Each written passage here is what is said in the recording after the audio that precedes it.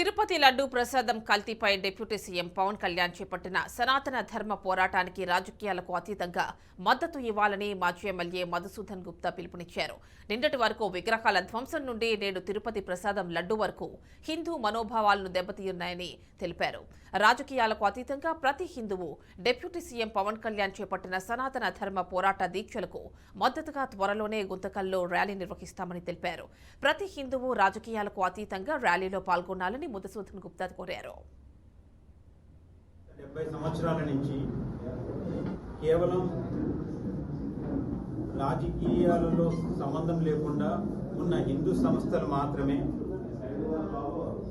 ఇటు సనాతన ధర్మాన్ని కానీ లేదంటే హిందువులకు జరిగిన అన్యాయాన్ని కానీ సనాతన ధర్మానికి జరిగిన ఏ ఇబ్బంది వచ్చినా కానీ సనాతన ధర్మం మీద జరిగిన ఏ దాడినైనా కానీ నిర్మోహమాటంగా నేను ఖండిస్తాను, దానికై నేను ఉద్యమిస్తాను, నేను సనాతన ధర్మంపై నిలబడతాను అని చెప్పడం నిజంగా 75 సంవత్సరాల తర్వాత ఈరోజు ఒక నాయకుడు రావడం మనం ఎంతో సంతోషించాలి. మనం మొదటగా రాజకీయాలకు అతీతంగా మనం చేస్తాము అని అనుకునేదాన్ని ఎంతవరకు కరెక్ట్ అని చెప్పి మనం అందరం కూడా వాటిని విచారించి దోషుల్ని శిక్షించుంటే బహుశా చాలా బాగుండేది. మనం అందరం కూడా హిందూ ధర్మవాసులందరూ కూడా సనాతన ధర్మవాసులందరూ కూడా ఆయనకు మద్దతు ప్రకటించాలి అని చెప్పేసి నేను మీ